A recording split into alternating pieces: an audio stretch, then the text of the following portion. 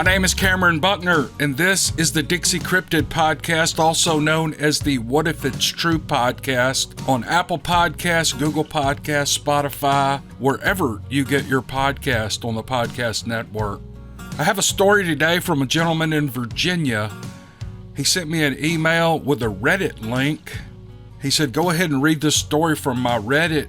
I went to it. The story had been removed. Let me tell you something about Reddit. Reddit used to be the Wild West of the internet, and it has been taken over by the information police, and it's unreal. But this story was taken down because apparently there was some nature of revenge in this story, but that's not what this story is about. Anyway, the gentleman sent this to me, and it's not a cryptid story. It's not really even a scary story. But it is, as he says, it's just a damn good story from the South. And he told me, he said, every time I read it now, I hear it in your voice. Can we please get this narrated? And he says, you have my permission to reproduce it. It's from a family in Virginia. And this is a story about his father. And it's a great story, true story of a man choosing to do the right thing at great peril to his own safety, health, and even his life. And it was during a time where he could have just laid down and done what was expected of him, but he didn't. He stepped up and did the right thing. And the fortitude of this man is phenomenal, and I thought it was a great story. So enough of that, let's jump into it. The title the writer gives is My Father Ends a Capital Murder Manhunt. My family is from Gloucester County, Virginia, which is in the southeastern portion of the state in the area known as Tidewater. Gloucester sits at the end of the Middle Peninsula where the York River runs out into the Chesapeake Bay. Founded in 1651, Gloucester had never had an African-American law enforcement officer until my father joined the sheriff's department in 1967. It only took 316 years for a county which was predominantly black to achieve any representation in the law enforcement community. But hey, this was the 60s, and the times were a-changin'. The call came in that a sheriff's deputy in the neighboring county of Middlesex had been shot, and that a manhunt was underway. The chase had proceeded through the woods south from Middlesex through King and Queen County, and ended up in northern Gloucester County in an area called Woods Crossroads.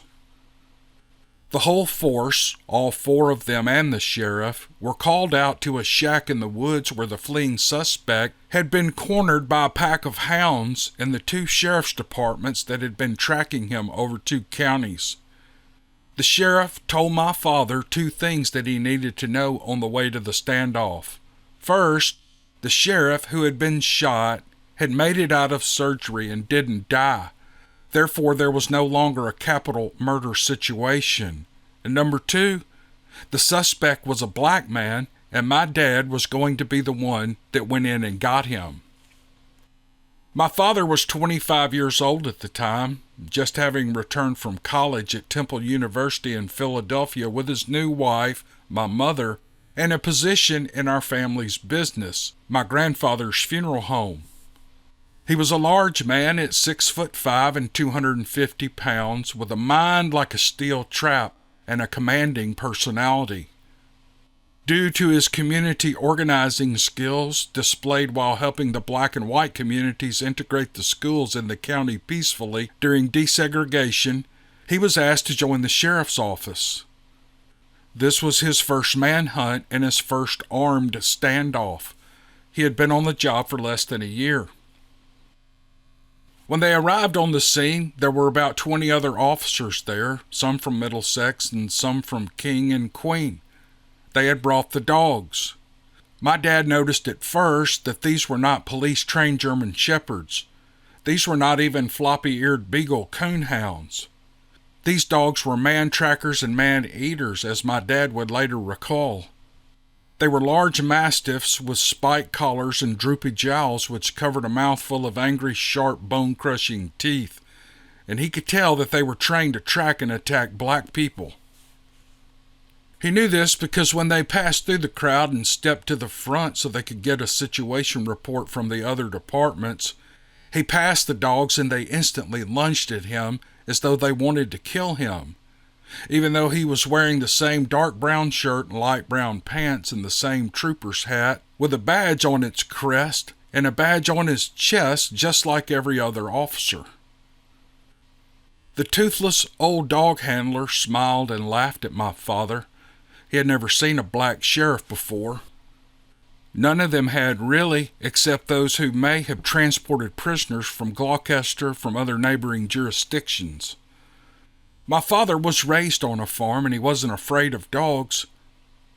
He sidestepped the lunging mastiffs and placed his hand on his service revolver and stared at toothless old Bubba dead in the eyes. "If you release your dogs before I come back with my prisoner, I'm going to shoot those dogs," he said. Old Bubba started to say something, and my dad simultaneously unsnapped the restraining clip on his revolver. Things were heating up, and at that moment, the sheriff stepped between them and said, "No one is going to shoot anyone unless I say so, and Fred, I'm telling you right now, get in there and retrieve that prisoner." My dad turned toward the battered slant roof shack the suspect was holed up in, and he started walking. He announced, "My name is Fred. I'm with the Gloucester Sheriff's Department.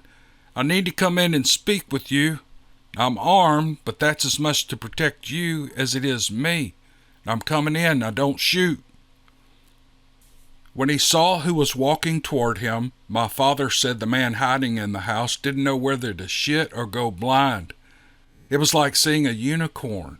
He couldn't believe that a black police officer existed, much less one that was going to try to come in and protect him. My dad came up to the window and told the man, "You need to know the man you shot didn't die, so this isn't a capital murder situation. You don't have to go to Mecklenburg behind all this, because right now we've got to get both of us out of here." Mecklenburg State Penitentiary was where the Commonwealth of Virginia housed old Sparky at the time, the electric chair. During the 1960s, Virginia was very pro-capital punishment, especially if you shot a cop, especially if you were black and he was white. This was a given and known unto all at the time. The times actually hadn't changed that much. My dad went on to say, "There's nothing but teeth and bullets waiting for you outside these walls. If you try to run, you try to shoot your way out, I have no doubt that they're going to rain a hail of bullets at your ass, and they will not mind one bit if they hit me too. And if they release those dogs, they're going to try to kill both of us, I guarantee it. You need to hand me that weapon and put on these cuffs and stand right in front of me as we go straight to my car."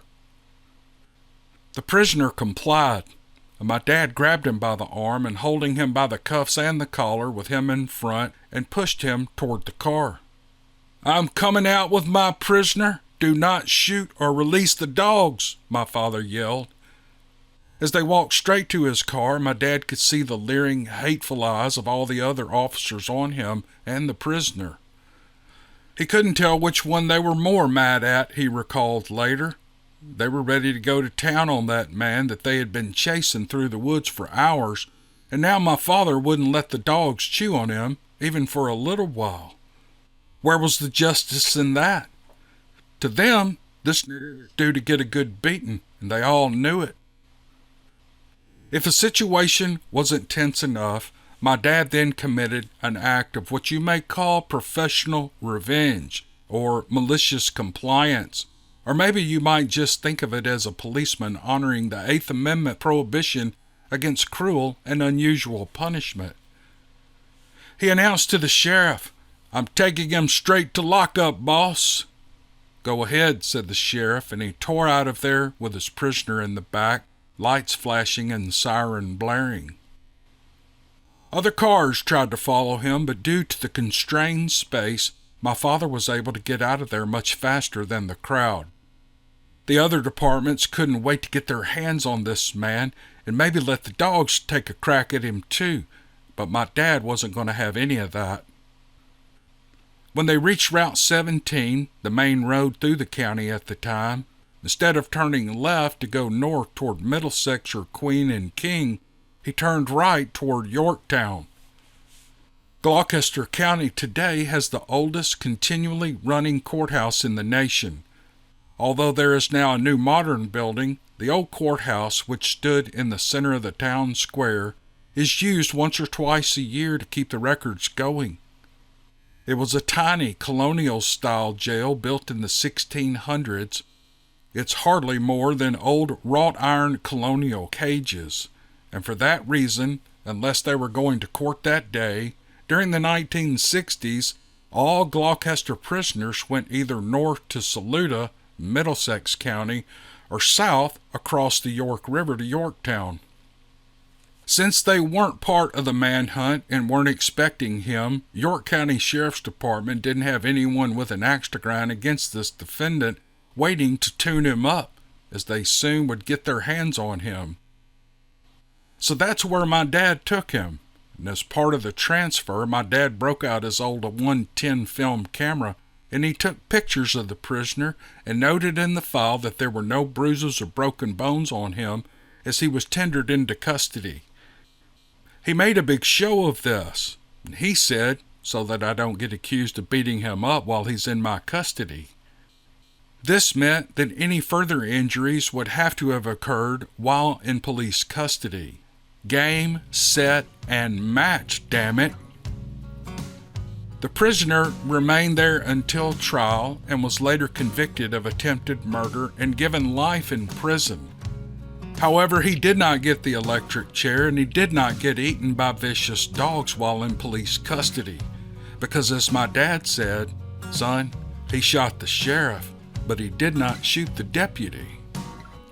And that's the end of his story. And I know that's different from the stories that I normally do, but it was just a damn good story. Like the writer said in his first paragraph, it's not supernatural or cryptid involved, but it's just a great story. And I would love to know if his father is still living. Is he still working? Is he retired? It sounds like one of those men, the first black sheriff ever in this county. Wouldn't you love to sit down in a pub and order a round of beers and listen to this man tell story after story after story of his experiences? I would just be in heaven for hours listening to a guy like this talk. And you know he's got some good ones. Yeah, most cops have great stories, but to be in his situation, the way things went for him, it must have been. And how did this thing turn out? How was he treated? And with his subordinates, he was the sheriff. He had deputies working under him. And how did his subordinates work with him and all? So anyway, I thought it was great. And I'll let you know that the man who wrote this sent the story through my email and through my Facebook Messenger. And I don't usually ever stalk people on Facebook, but for some reason I clicked on his profile. He's an attorney. Do attorneys really listen to my channel? I think that's so crazy that, I don't know. I just kind of assume everybody's like me, just redneck trailer trash people like me listening to Bigfoot stories, but apparently this man enjoys some of these stories, which is a little bit of a testament that it doesn't matter where you are in life or what status you are or what class of the economy you sit in. Everybody likes a great story, and that's why I do this. I've always loved stories since I was a little kid, and I still love them now, and now I love telling them. So anyway, all that said, I appreciate James for sending this. You're a good writer, and I know you're really super proud of your father. And if he's still living, and I don't know that, if he's still living, send him a link to this and let him hear the story. And if he is living and he has any more stories, I'll be glad to put them on this podcast. You can share them with him and his friends. But anyway, all right, I'm just rambling. I appreciate you guys hanging with me on this one. It was a fun one to do. I'll be back tomorrow with a really awesome long form story. I don't know how long the podcast is going to be. A man specifically wrote this story for this channel, and it is a super good story. So you guys stay tuned for tomorrow. All right, we'll see you guys on the next one. Appreciate you.